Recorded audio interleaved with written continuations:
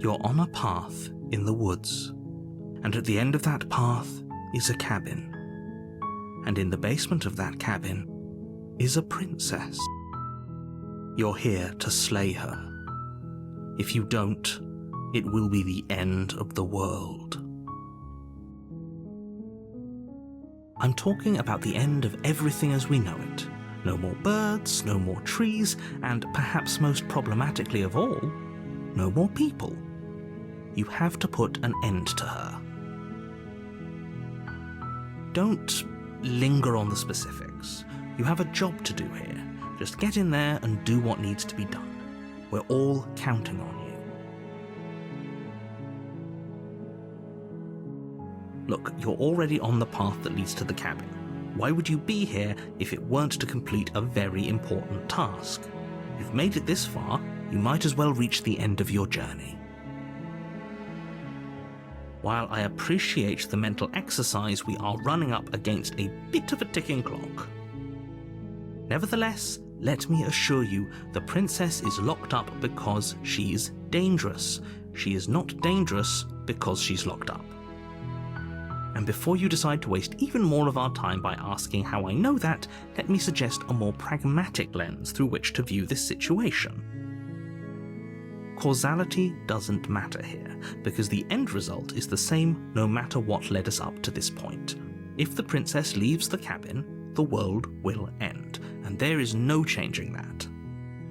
It's no use arguing semantics over a metaphorical chicken or egg, because the egg is hatched and it's about to ruin everything.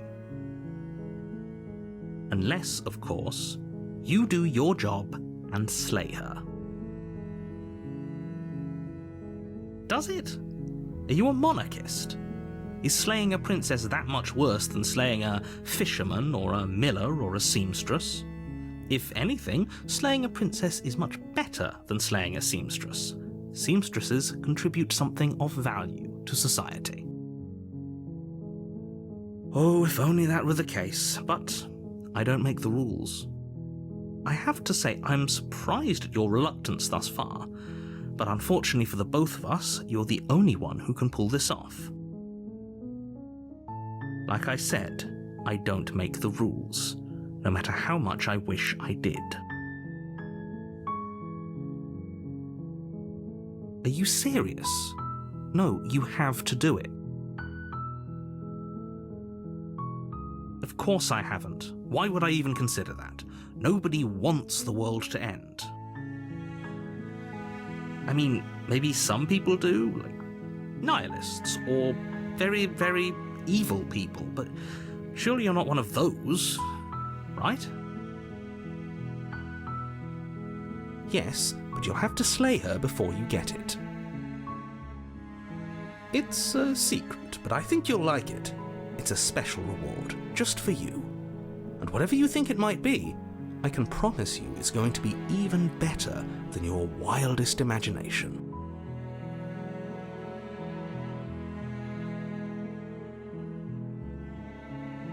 Then I guess we'll just have to see what happens. But a word of warning. If you go in prepared to hear her out, she could easily trap you in her web of lies.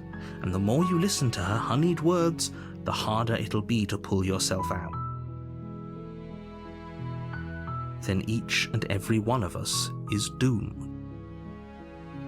So sure, go, talk to her. See how that turns out for all of us. You make your way up the short path to the cabin. You'll find the princess within. We're not going to go through with this, right? She's a princess. We're supposed to save princesses, not slay them. Ignore him. He doesn't know what he's talking about.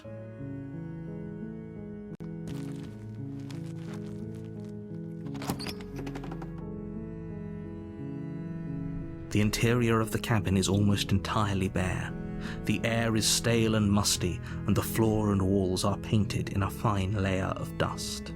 The only furniture of note is a plain wooden table. Perched on that table is a pristine blade. The blade is your implement.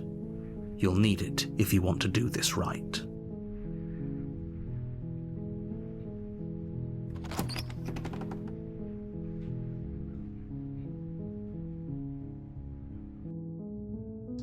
door to the basement creaks open, revealing a staircase faintly illuminated by an unseen light in the room below. This is an oppressive place. The air feels heavy and damp, a hint of rot filtering from the ancient wood. If the princess really lives here, slaying her is probably doing her a favor.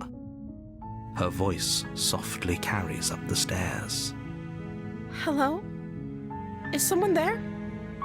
It's hypnotizing.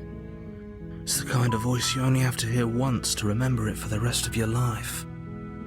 Don't let it fool you. It's all part of the manipulation. You're playing a dangerous game by coming here unarmed. Don't be a stranger. It's been so long since I've had any visitors. Please, come downstairs.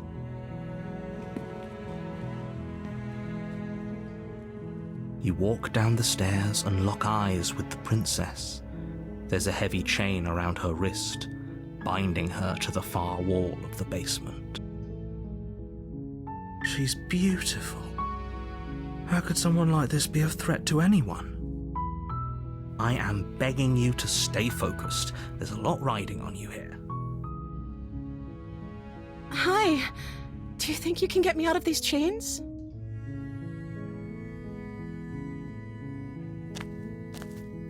You're only making this more difficult. Thank you. Thank you. You're making a huge mistake. No, you're doing the right thing.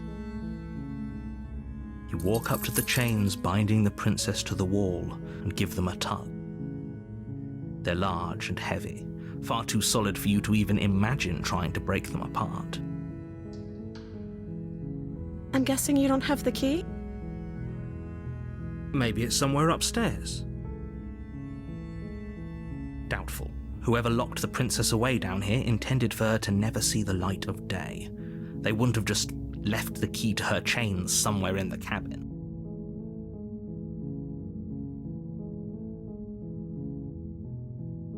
Maybe there's some way to break the chains? Or if that doesn't work, I guess we can always cut me out of them. She offers the suggestion with almost complete nonchalance. If we were stuck down here long enough, I'm sure we'd be nonchalant about cutting our way out if it meant we could finally be free. You attempt to make your way out of the basement, but the door at the top of the stairs slams shut. You hear the click of a lock sliding into place. Is someone else here? Your shouts and pleas are met with silence. I'll repeat myself once again. You're here to slay the princess, and you won't leave until the task is done. You try the door, but it's locked from the outside. You make your way to the bottom of the stairs. This would have been so much easier if you'd just taken the blade like you were supposed to. Easier for whom? Easier for everyone. Look at the mess you're in. I heard the door slam. They locked you down here too, didn't they? There's a slight panic rising in the princess's voice. If I could just get out of these chains, I know we could force our way out of here together. She barely hesitates before raising her arm to her mouth, her teeth tearing through her limb with the determination of a trapped wolf. As she rips her flesh from her bone, a sound comes from behind you, the clang of bouncing metal. It's the blade from upstairs. You're not sure how it made its way down here, but if there's a time to strike, it's now. Or we could use it to free her. You won't like what happens if you do that. Fine. Against your better judgment, you place the blade against the ragged, self-inflicted wound on the princess's arm, just above the unyielding chain binding her to this place. You cut into her flesh. The blade is sharp, and it takes little effort to crack through the bone of her arm. Her limb falls to the ground, and the heavy chains follow suit. She didn't so much as utter a sound through the whole ordeal. No, she didn't. She smiles softly as her gaze meets yours, blood from her wounded arm dripping rhythmically to the ground. How is she still smiling after everything? It's like she isn't even bothered by what just happened. Thank you. Now let's get out of here.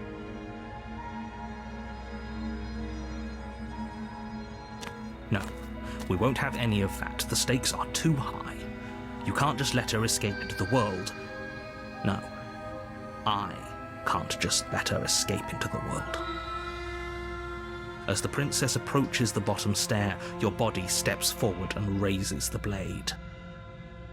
Wait, this isn't fair. You can't just do that. Watch me. What are you doing?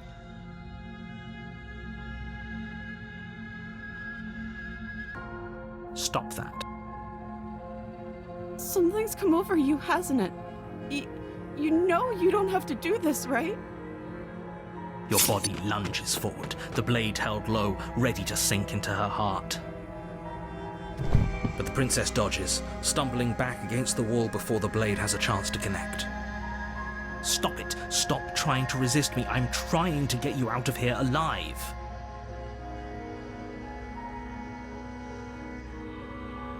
The blade! Move the blade! As your body remains frozen in stubborn resistance, the princess takes a cautious step forward. We both know this isn't you. She nervously reaches towards you and takes the blade from your infuriatingly rigid hands. What are you doing? I'm sorry. I'll try to be quick. She plunges it into your chest, tearing through flesh and sinew. It is agony. But you aren't dead yet. Oh no! I'm so sorry.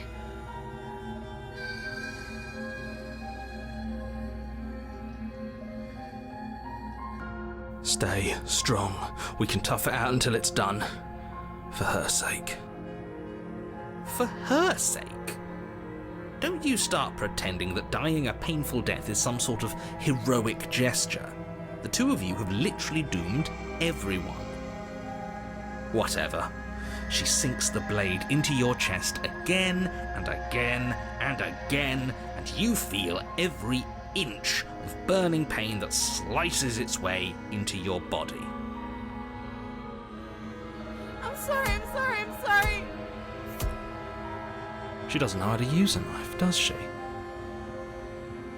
Apparently not, though it doesn't matter how sloppy her blade work is, does it? A stab wound is still a stab wound, and it won't be long before you bleed out. I'm so sorry. With one last thrust of the knife, your legs give out beneath you. You collapse to the floor, your blood pooling around you, your limbs unresponsive. The princess stares down at your ruined chest as tears carve rivulets of pink down her blood-spattered cheeks. It can't just end like this, right? Oh, that's rich coming from you. As much as I'd prefer for things to have gone differently, I can't deny the reality of what's happened. The two of you made your choice. It's over. Everything goes dark, and you die.